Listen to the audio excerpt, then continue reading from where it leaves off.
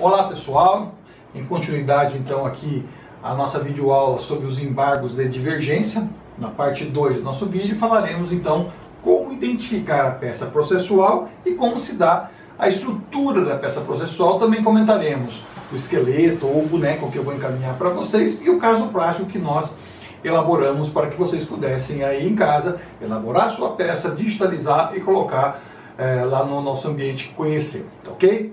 Pois bem, como identificar a peça? Foi aquilo que eu falei para vocês na aula anterior. É óbvio, como eu disse para vocês, que nós não encontramos em nenhum exame de ordem uma hipótese onde se exigiu embargos de divergência.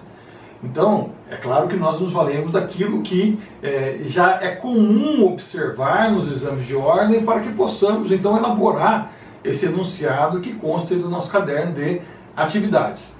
Como eu disse para vocês, é um caso prático, mas fundamentado em uma demanda real, que se iniciou lá em primeira instância, lá na cidade, perdão, lá no estado do Rio Grande do Sul, perante a Justiça Federal, até o seu julgamento pelo STJ dos embargos de divergência, tá ok? Então, também citei lá, e vou ler daqui a pouco, as fontes, os números de todos os números do procedimento, dos autos, desde a primeira instância até o STF, para que vocês também possam aí realizar essa pesquisa junto às páginas do STJ, do STJ, bem como também do Tribunal Regional Federal da 4ª Região e também da Justiça Federal do Rio Grande do Sul. E aí vocês conseguirão elaborar a sua peça. Uma vez que, de fato, a peça dos embargos de divergência, vocês vão perceber que exige um pouquinho mais de atenção, tem um certo grau de dificuldade,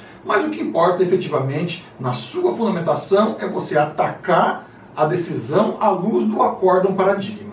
É o acórdão paradigma que de fato vai fazer a diferença toda na fundamentação da sua peça prático-profissional. Você vai ter que dizer que, olha, nós tivemos, foi esse o entendimento aqui no acórdão embargado, mas eu me fundamentei nesse outro acórdão aqui, esse outro acórdão que deve prevalecer. Então isso tem muita importância na hora de você elaborar a fundamentação da sua peça. O resto é o modelo básico, é o boneco que nós já acostumamos, ok? Então vamos lá? Como identificar a sua peça?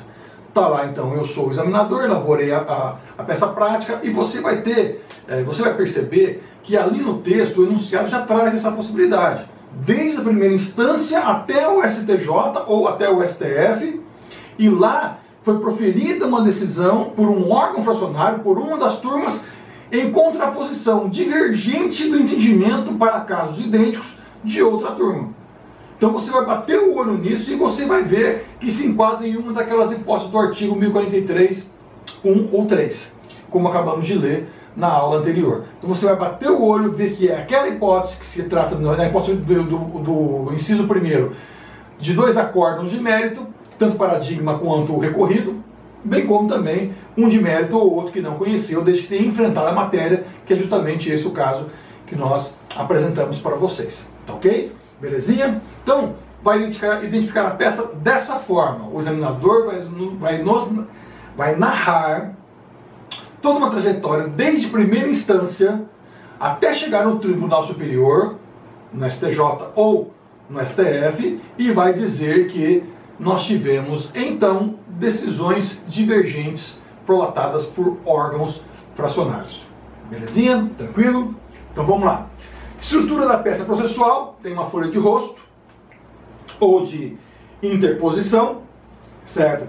Nessa folha de rosto ou interposição, você vai direcionar, encaminhá-la, o endereçamento é para o presidente do STJ ou para o presidente do STF, conforme o caso.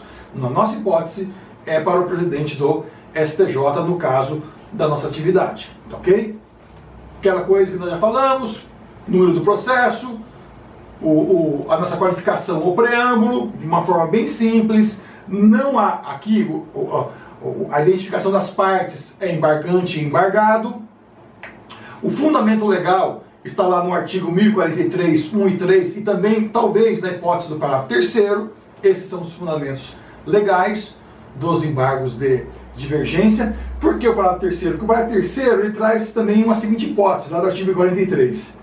Cabe embargo de divergência quando o acórdão paradigma for da mesma turma que proferiu a decisão embargada, desde que sua composição tenha sofrido alteração de mais de metade de seus membros. Isso também foi trazido pelo novo CPC, também cabe embargo de divergência nessa hipótese. Imagine você uma turma com 5 ministros, 3 ministros saem, se aposentam, falecem, ou seja, não mais integram. E esses novos 3, como eles podem mudar esse entendimento firmado, também se possibilita os embargos de divergência. Preparo não há, já está lá no tribunal, não tem preparo, e aí o fechamento, como nós já falamos, termos em que pede deferimento, data, advogado, OAB, ok? Essa é a folha de rosto, daqui a pouco nós vamos falar sobre ela especificamente. E a folha de razões a folha de razões dos embargos de divergência.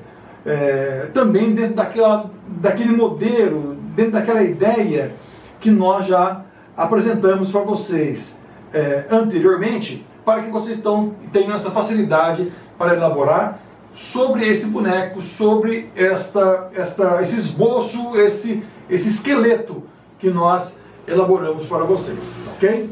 Aí então vamos lá, ao endereçamento para fazermos então a nossa folha de rosto ou de interposição. Excelentíssimo ministro presidente do Egrégio Tribunal de Justiça, Excelentíssimo ministro presidente do Egrégio Superior Tribunal de Justiça, ou Excelentíssimo ministro presidente do Egrégio Supremo Tribunal Federal. No nosso caso, nós sabemos que é STJ.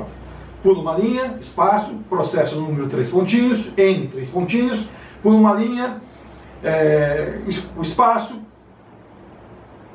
parágrafo, nome do embargante.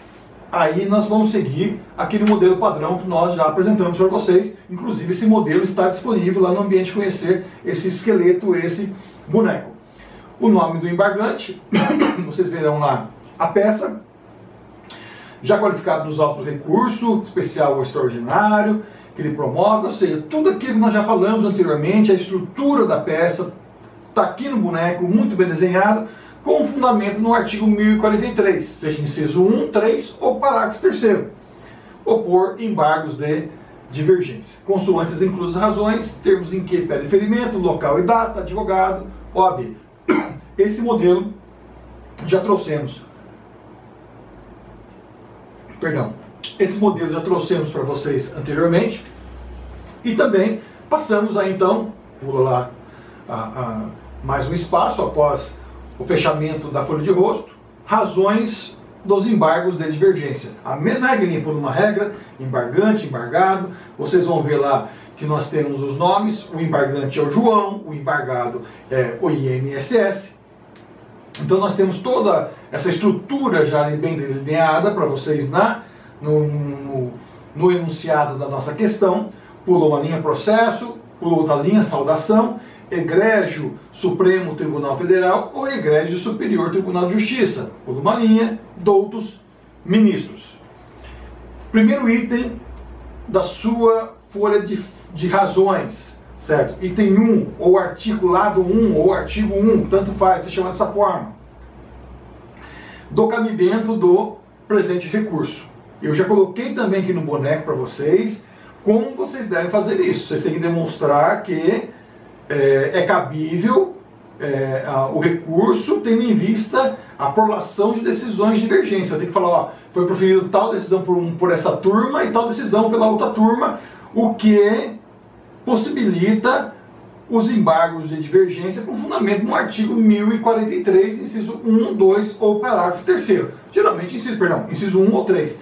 Geralmente, inciso 1 ou 3. Certo? O parágrafo 3º geralmente é mais difícil acontecer, por isso que ele até ficou separado. São situações excepcionais. Então aqui você vai ter que demonstrar isso, que há prolação de decisões, tanto a recorrida como a de outro órgão fracionário, que são divergentes, o que possibilita então o contraste da decisão com os embargos de divergência nos termos do artigo 43, 1, 3 ou parágrafo 3º. Então, ok? Belezinha? Pois bem, segundo o artículo ou a articulação da sua peça prática profissional, da síntese do processado, aquilo que eu falei para vocês. Basta vocês parafrasear aquilo que está no enunciado e trazer ali para nós tudo aquilo que aconteceu durante o curso do processo, sem inventar nada, certo? Beleza? 3. Do mérito e da divergência. No mérito, você vai ter que trazer onde está o erro. Por que vocês entendem que está errado? Onde está o erro de julgamento no acórdão recorrido? E por que deve prevalecer o entendimento do outro acórdão, do acórdão divergente? Então, há necessidade de você demonstrar essa objetivada uniformização da jurisprudência do STJ ou do STF, conforme o caso, ante a divergência que se apresenta conforme o acórdão paradigma. Você vai ter que falar dos dois. Ó, o acórdão recorrido disse isso, mas o paradigma, o acórdão da outra turma disse aquilo. O fundamento foi outro. Então você tem que trazer isso. Essa é a chave central aqui na fundamentação dos seus embargos de divergência. E é claro, você vai ter que dizer ali que você comprova a divergência com certidão, ou cópia, ou citação de repositório oficial, ou credenciado de jurisprudência, ou com mídia eletrônica, onde foi publicado o acordo divergente, como eu falei para vocês. De alguma forma ou de outra, você tem que atentar para esta observação, bem como também para aquilo que o regimento interno de cada um dos tribunais exige. Eles trazem também esses requisitos intrínsecos da petição dos embargos de divergência. E aí partimos para a conclusão. A conclusão aqui, daquela maneira bem simples, né? Ante o exposto, requer a vossas excelências, sejam esses embargos de divergência recebidos e conhecidos, vírgula, no sentido de fazer prevalecer o entendimento apresentado no acórdão paradigma a respeito do tema. Aí você vai trazer o tema ali, qual foi o tema debatido. Por uma linha, termos em que pede deferimento, por uma linha, local e data, por uma linha, advogado, 3 pontinhos, OAB, N, 3 pontinhos. Essa é a estrutura basilar da peça dos embargos de divergência.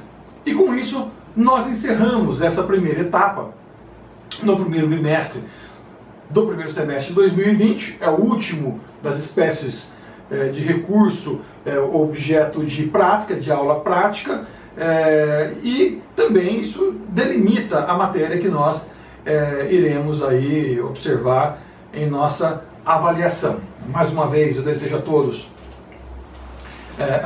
boa saúde, que todos estejam bem com seus parentes e familiares, e vamos terminando por aqui. Em breve, no segundo bimestre, então, teremos as novas aulas, se Deus quiser, presencialmente, e poderemos, então, trocar cada vez mais esse nosso diálogo prazeroso com vocês, nossos queridos alunos e nossos queridos alunos. Fiquem com Deus, com a sua família, tomem muito cuidado. Se precisar de qualquer coisa, estou lá no WhatsApp, ou se eventualmente alguém quiser falar comigo, pode ligar, não tem problema nenhum, estarei sempre à disposição. Show de bola? Um abraço a todos, fiquem com Deus.